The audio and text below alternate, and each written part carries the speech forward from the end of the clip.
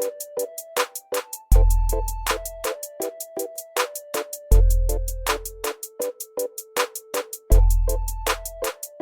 we go. All right. Hey, how you doing? I'm good. Okay, so let me introduce Jeanetta to you all. Jeanetta is the founder of the nonprofit organization Nursing Back to Life. They offer education, inspiration, and educational empowerment through the Nursing Back to Life Enrichment Center. They also provide after-school and summer camp programs, a boys literacy and mentorship program, and a girls empowerment program. Jeanetta also owns JPotts Marketing, a full-service marketing agency. Let's give Jeanetta a great big Tell Us About It Tuesday welcome. I used to have some sound effects, but they weren't working out too good. So, but thank you for joining us tonight. I'm very, very excited to talk to you. So first I have like 5 little questions that probably just random things. I call it the what's the what, kind of like a little icebreaker. So Okay. What is your favorite color? So I do not have one single favorite color. I don't. So rainbow is your favorite color, huh? I have, black, I'm always wearing black. I don't know, black, lime green, purple, and gray. I don't know. Okay. It's a couple of them. Okay, your favorite self-care activity? My favorite self-care activity would be anything like crafting. So I really enjoy DIY projects. It gets me into a zone where I can just kind of, craft a little bit, create something new. So that's a space that takes me into self. So yeah, crafting, DIY projects. Okay, your favorite word? My favorite word would be passion. Passion. Okay. Yeah. Okay, and your favorite food? I love to eat, like everything. So I think it's a problem. And the older that I'm getting, I'm realizing that I'm like loving to try new things. So favorite food, I love pastas, but I like to eat anything. Yeah, I'm a foodie. Believe me, I understand that. And your favorite Bible verse? Jeremiah 29:11. Okay, yeah, that is my favorite. Ever since I've been a little girl, so that has always been my favorite. Okay, great. Yeah. Okay, so we're going to get into our interview tonight. So your nonprofit is called Nursing Back to Life. Tell us how that came about. Oh man, so Nursing Back to Life is a nonprofit. Super happy to be able to say it's a 501c3 nonprofit organization. So that happened for us this year. But in 2016 is when I actually registered it. In 2014, I was serving as a breastfeeding counselor for South Carolina Department of Health and Environmental Control. And with that, I was helping women nurse their babies. So I was helping them give their babies the nutrients that they needed to live. And within doing that, I would have women come and sit in my office. Of course, my scope was only to provide, breastfeeding counseling, but women would come in with issues, problems, different things that they wanted to share and talk about. And through that, I realized that there was a little bit more. Not only should I help women nurse their babies, but help them live as well. And so that's where it originally was birthed. Yeah. Okay, that's great. That is great when God can use your secular job to flow you into ministry. So that is great. And was the Enrichment Center always part of your plan, or did it just kind of happen organically? So it definitely eventually evolved to being more. I think that's another a great thing about God. Like he can give us something. At the time, it was just the words that came together, Nursing Back to Life. And I was like, okay, I like this. But yeah, just over the course of time and being able to put my hands into different things when it came to educating, inspiring, and empowering people, I said there has to be more than just me talking and listening, because that's pretty much the whole thing around it. I was listening to others and talking and sharing advice based on my transparency. I said it had to be a little bit more to that. And so having a facility, having a safe space was eventually a part of the goal, to have a space provided for people to come together. Yeah.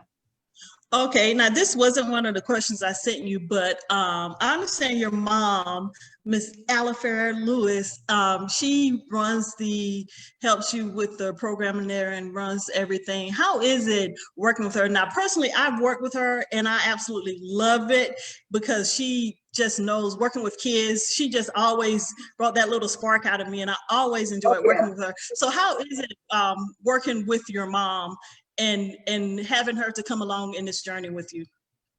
Oh man, so it actually is kind of a segue into one of the questions you did send. I know you asked, so if it's okay, like you asked about Okay, no, that's fine.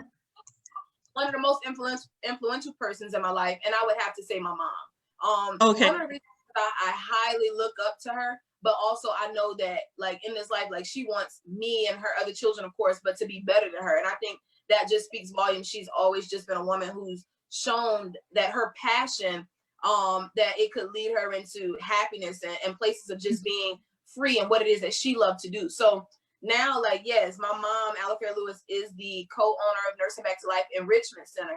And she's the managing director of all of our educational programs. So okay, it's pretty interesting. We have, me and my sisters and we've been blessed to have a mom who we can pretty much talk to about anything and share anything with. And so like now being in business, this is all fairly new, being at the Enrichment Center just opened in March.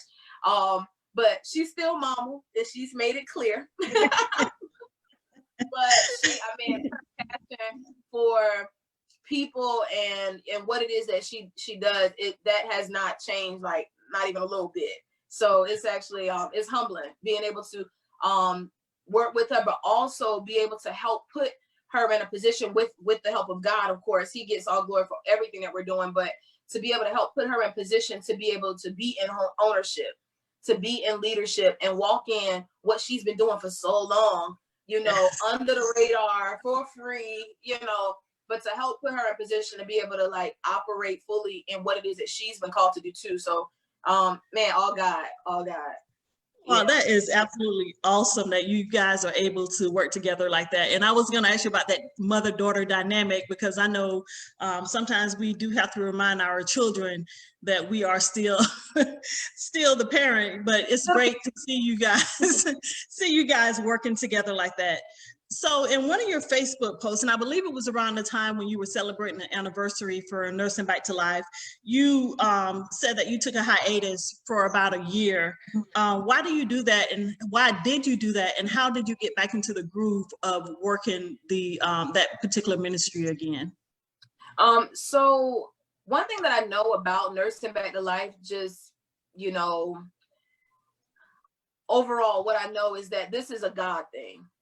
This isn't like a Jeanetta thing. It's not something that I just came up with. This is something that God has given me in particular. And sometimes when God does that, it's so many different emotions that come along with it, from fear to the anxieties of not knowing what's next, and just the different things that we have to face in life that can cause us to kind of stop sometimes instead of just going forward as if, in what it is that he's given us to do. With Nursing Back to Life, for me, there's been times where I've had so many ideas that I did not push forward with, and so many things that I was supposed to do, and because of life's challenges that kind of came, I would stop, or I would just like push pause. But what's so crazy is that because it was a vision for me, it's like it always stayed here.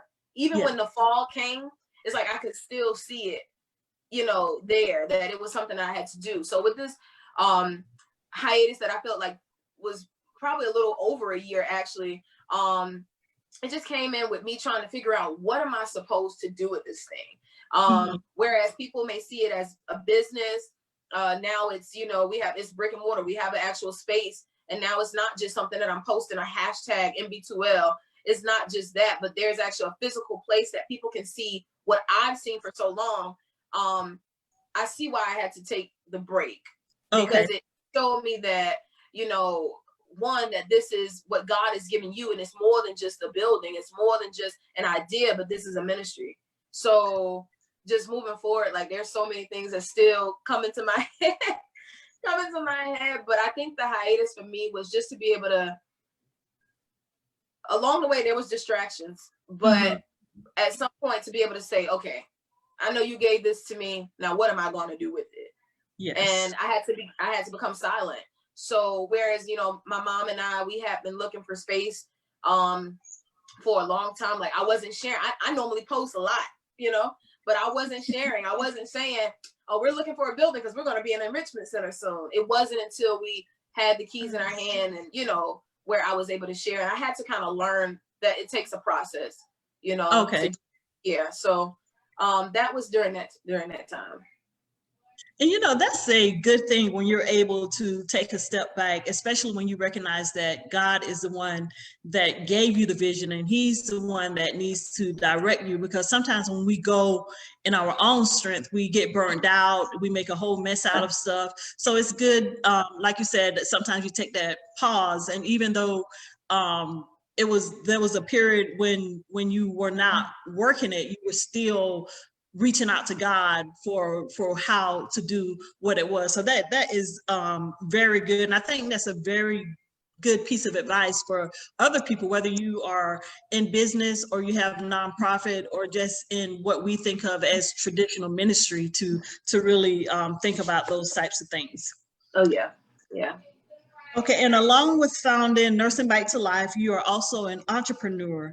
How did you get into marketing? So I've always been a talker. Like I just talk. I've always been a talker, always been interested in learning new things. And if I could self-educate myself on those things, like I found a lot of joy in that, learning something new on my own. Okay. This whole independent Jeanetta, I guess. So with marketing, I actually again, everything connects. I feel like everything in my life connects at some point. And so I actually joined a company. I was working with AT&T and selling cable services.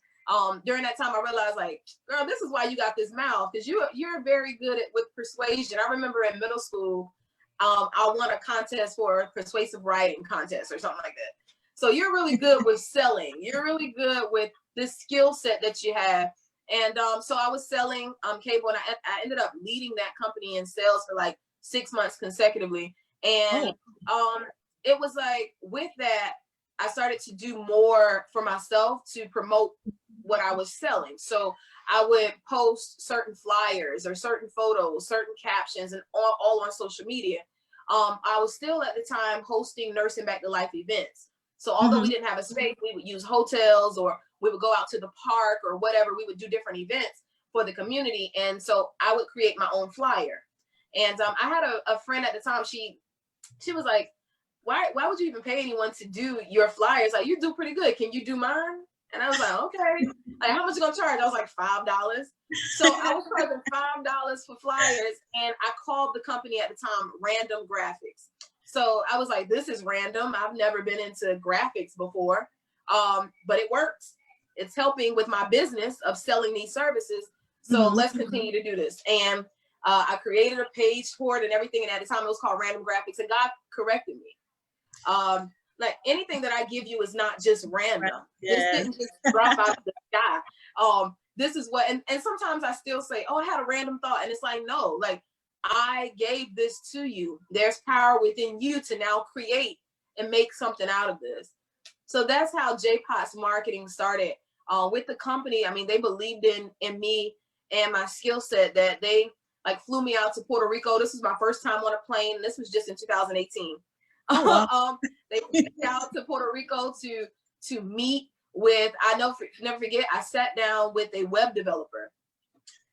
I was like clueless on all of this stuff, all of this coding. And I sat in the meeting because, one, I'm a King's kid. So I sat with confidence, knowing that even though I don't know what you're talking about, God knows, he gonna hook me up. We're gonna come together. And I sat in meetings and I learned more. And my assignment while in Puerto Rico wasn't to sell direct TV services, although they were doing that. They actually had a construction company that was working with FEMA and doing the rebuilding of construction down there in Puerto Rico. And they asked me to build a portfolio for them. And I sat down that week and I completed it, and they were wowed with the project. And in that moment, I learned that, and they wanted me to be a marketing consultant for them. But in that moment, I learned, I Googled while I was down there, how much does a, marketer make per year? Let me look into this. Cause at the time I'm still thinking random graphics. Yeah. Wait, you can make 6 figures. You can make, and so I said, you know what, God, this is something that you've given me to help my business grow. This thing, I can't forget about Nursing Back to Life, because that's the assignment that you gave me. So maybe I can take the tools that I've learned to not only help my business, but help other small business owners to grow their business as well. So that's how I got more into marketing. And now we have JPotts Marketing Group, LLC, where I help create, logos and graphics and do some consultation with people. So yeah, it all connected. That's great. I used to say, because when my first corporate job, I was absolutely clueless to a lot of things, but there were a lot of things that in working inside the church that I needed to know. So I used to say God gave me a lot of on-the-job training that I could take back to church and to the organization that I would and use that. So he will give you some on-the-job training. That's absolutely great. Now, I want y'all to remember, she said she's a King's kid, so she sat with confidence in the meeting, even though she didn't know what was going on. Now, do you think in the future that you will be expanding your service, like bringing people in under you for JPotts Marketing, or is you just, right now in your mind, it's just a one-woman show, so to speak? Definitely not one-woman show. I believe that God is going to continue to keep that. One of the things for me, when my grandmother passed away 3 years ago, one of the promises that I made to myself was that I would take her name to places she's never been. And with that, her name, I'm named after my grandmother, so Jeanetta Potts. And so with that, it always stayed in my head when she left here. And I said, man, if I can continue to create and expand, then her name will travel, and so JPotts, that's the reason it's called JPotts, one, but then also with that, it's been so much trial and error. I mean, I'm a real person. Everybody who knows me, that I'm super transparent.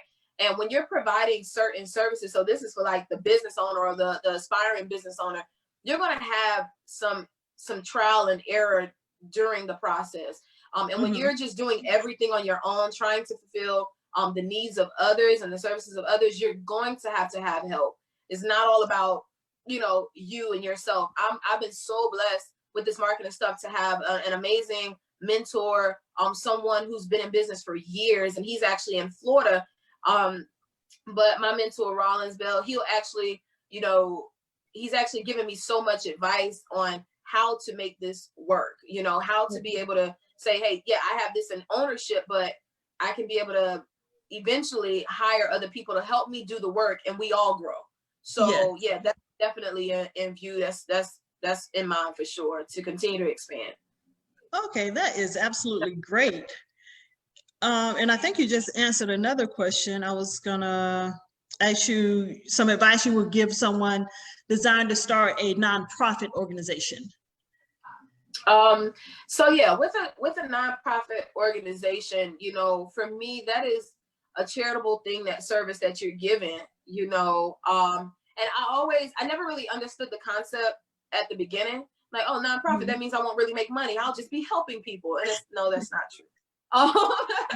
Yeah, that's certainly not true. But for someone who has a gift or a calling or a message that they want to get out there, and they want to begin an organization, man, that whole write the vision, make it plain, when you can actually see a thing before you see a thing, so you write it and you continue to keep it in front of you and keep it in view, then eventually it will happen. Being able to manifest what's in your mind and what's in your heart, it can happen for you. So for that person who may say, man, I want to start a nonprofit, I would say to not stop, not give up, to write the vision, and then contact, someone in your city, in your area, to find out what would be the next steps to actually get things documented. I have a friend who really believes in ownership, and actually taught me that as well. So one of the things I believe is that we can speak something, and once it's out there in the atmosphere, it can be picked up by somebody else if you don't move on it. And I've seen that happen so many times within myself. So if it's inside of you, it's something that you believe that you want to pursue, then I would say then go. Fear sometimes allows us to slow down and make this race a little bit longer than it probably, should be. But if you just jump out there and you go for it, then it can happen for you. And so many great blessings can come from it. When I first started, I had a nonprofit. Nursing Back to Life has been in operation since 2016, and we're just becoming 501c3, which is another status that's added on to having a nonprofit organization that helps you, when it comes to sponsorships and grants and different things of that nature. And so just learning. I mean, it may take some time, but jump. That's what I would encourage them to do. I like that. And you talked about failure before. I like to say that we don't fail, we create learning opportunities. So you can always use that and move forward. But I like that. Just do it. Yeah. And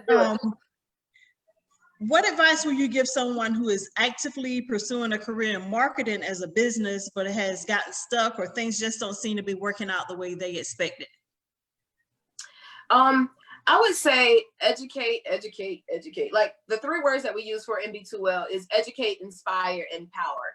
So I've had people who I've sat down in meetings with who, like I have someone who owns a company where they have like nice big Xerox machines everywhere, and they're able to print and do all of these different things. And they're like, well, how did you get into marketing? What school did you graduate from? Jeanetta P, Google, God, those pretty much were our sources.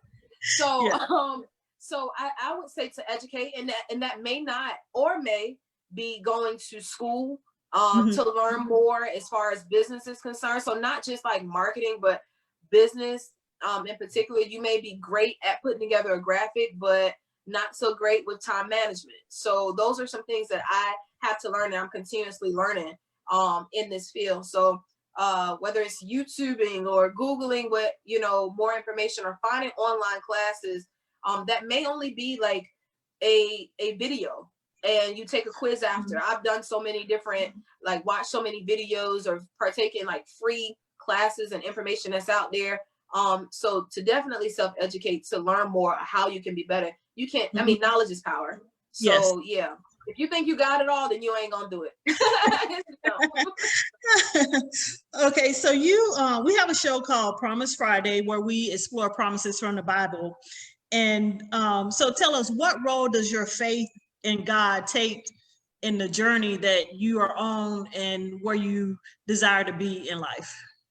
Oh man, it's everything to, I mean, from every aspect. Actually today I took a picture of the door of Nursing Back to Life, the door. And I'm like, oh, I'm a little emotional today. This was random, but no, it was purposeful for me, because my faith has literally shown me that it doesn't matter what you've done, where you've been, but if you keep moving, like if you just keep going forward, you keep trusting in God. I mean, the Bible lets us know that just a mustard seed of faith. So if you just have just enough to say, like, I want to continue to do this, I want to continue to inspire people, like that just may be enough to get you to that next place. So for me, it's been everything for me. There's been times where I didn't quite know. I mean, even in business, things can come like from the left, from the right, unexpectedly. And I've lived a life of knowing what it's like to have things just happen, seem like out of the blue, these curveballs that come.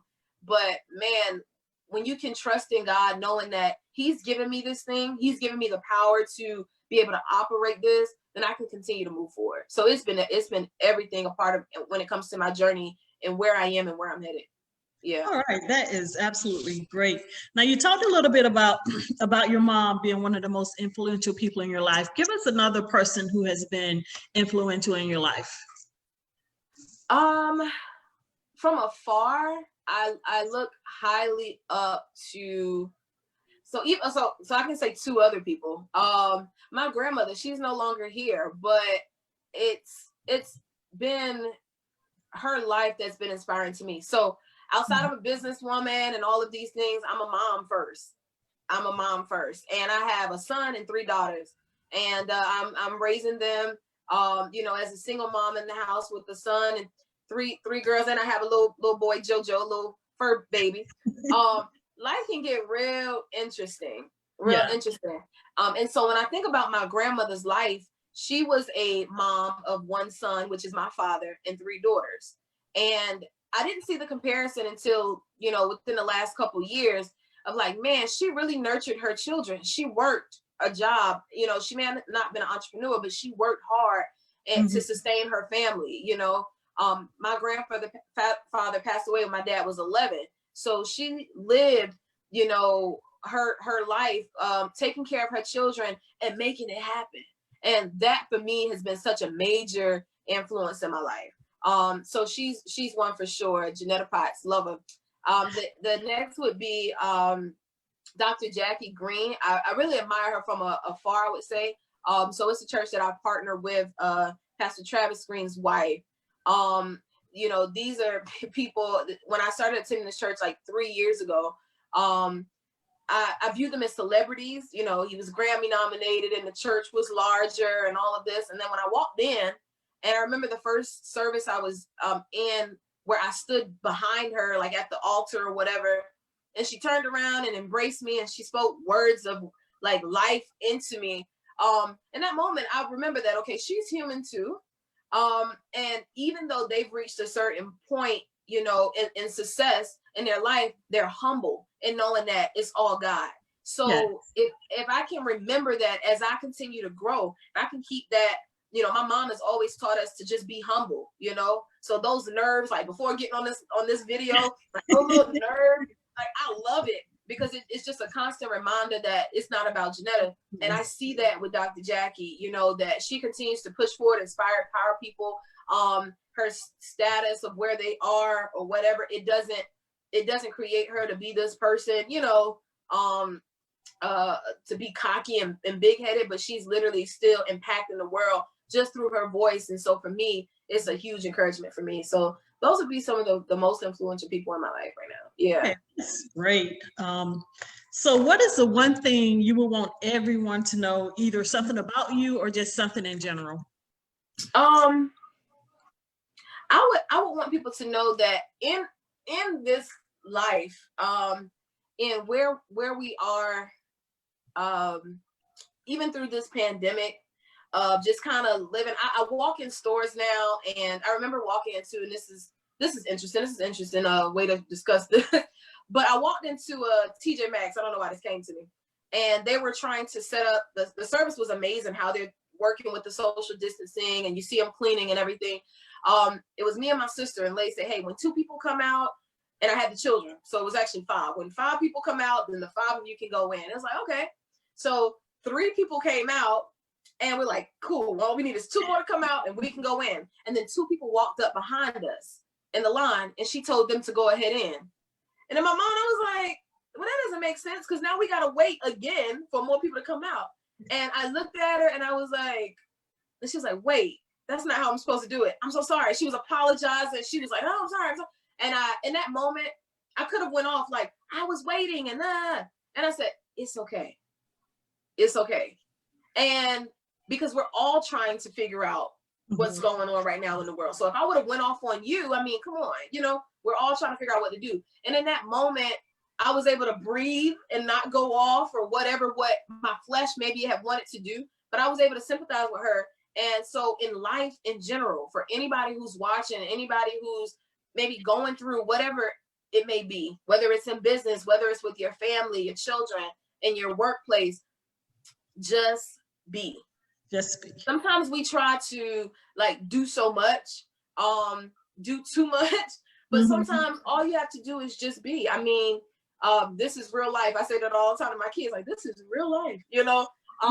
Things are gonna come, situations are gonna happen, but if you just be, you just continue to be happy and find peace and knowing that you're doing what's right and you're trying to do what's right to move forward, then everything's gonna work out for you good. So, yeah. That is great. So I wanted to, if you have a moment, it wasn't part of the questions, but I did want to talk to you about your enrichment programs, your boys literacy and mentorship program. And I kind of know how it came about because I follow you on Facebook, and I love your children. Yeah. So will you tell us a little bit about the boys literacy program? Okay. So along with being a mom and a business owner, I'm also an author. So Nursing Back to Life, after the year after, oh man, this is pretty amazing how this happened. Registering Nursing Back to Life, doing some work, connecting with people on social media. I had a woman from California who reached out to me and said, hey, have you ever thought about writing? Like I told you at the beginning, I won a writing contest back in middle school. So I've always loved to write. When I first fell in love with Jesus for real, I was like 14, and I would come home from school, and the first thing I would do is sit down and write them in a notebook. And I said that I wanted to be an author. That was at like the age of like 16. Well, it didn't happen just yet, but in 2017, we released the book Nursing Back to Life, which was designed to help women in particular. So this lady reached out to me. I had to trust her. So this is another part of being a business owner and not knowing, or the unknown, because I didn't know her, but I trust and believe that, you know, what she was trying to do for me was genuine, and it was. Myself, as well as the other 3 featured authors in the book, have all rights to, you know, to the book. And so we wrote this book. Well, my son, after he saw it, I think it's super cool to be able to have children who want to model after mom and the positive things that I'm doing. And so he's like, I want to write a book. I want to be an author too. So we started working, early, and we're actually going back to, again, with me taking a hiatus from everything, 2018, like now coming back into it, we're actually working again. And that's his assignment, but he has to write the full book. And so that's coming. So Big Brother Book Club was inspired through William's idea to write. And this was like 2 years ago. He's now 10. And so, early on, 7, 8 years old, he was talking about this. And I started to do some research. I remember going to one of the parent-teacher conferences, and his teachers being really wild at the time. He was like 2nd grade, but he was reading on about a 4th grade level. And they were just like very surprised at his reading levels. And I did some research, again, just educating myself on the proficiency level of reading for boys by the time they reach 3rd grade. If they're not at that 3rd grade level, then they're more prone to go to jail or not graduate from high school. And so it's very important that by the 3rd grade that they're reading on the level that they need to read on. And so after I did that research, I'm like, man, how can we help other young boys read like William? Because boys can read too. That was our thing, you know? And so we started Big Brother Book Club. So we would meet once a month at like in our home, have kids come in, we go to the library and do different crafts and arts or whatever to get them interested in loving to read and literacy altogether. Now that we have the Enrichment Center, I come in and I'm able to see, because we were thankfully able to start an educational day program a little bit early with COVID to help kids with their assignments and everything for essential workers. So I've been able to kind of see where kids are when it comes to reading and writing. And it's very concerning, because it's more so it's not the child, because they only know what they've been taught. And so, you know, it makes me dive even more into what the schools are teaching these kids and what are they learning. So we're coming back really soon with Big Brother Book Club. We actually just opened up our girls program. So this is another program of Nursing Back to Life, which is called GEM, Girls Empowerment Movement. And with that, we're actually here at the center now. They're having their first practice now. So I walked in the back and I was like, oh, because we had an interest meeting last week, and I was expecting about like 7 maybe girls. And I was walking in the back and I'm like, wait, somebody else is pulling up. So our numbers are definitely over 7. Oh, wow, that's great. So they're out front right now, you know, practicing and everything, because they're going to do dance. But you know, just bringing in to inspire. So under our Inspire programs, just being able to inspire these boys with Big Brother is also going to be a mentorship program So I've reached out to different people, different men, you know, a lot of boys within our community here in Sumter. They may not have, you know, their fathers or male figures that are present.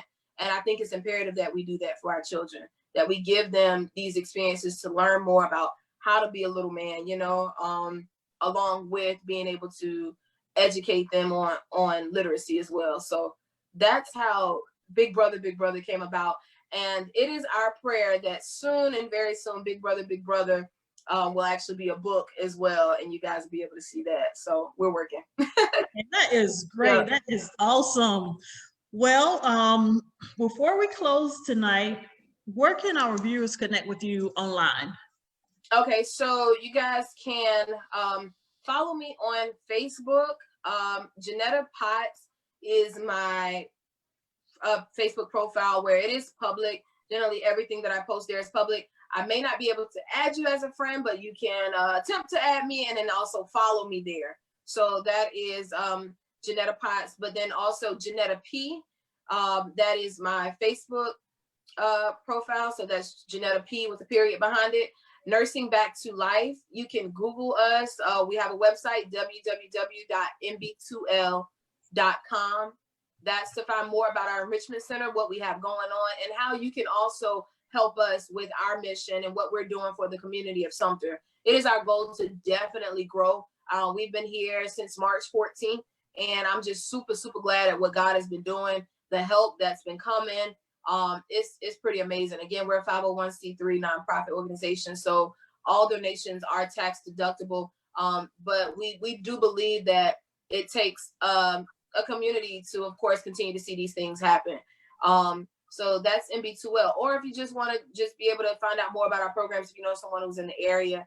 And so, yeah, those are, then also for marketing is www.JPottsMarketing.com is my website for that as well.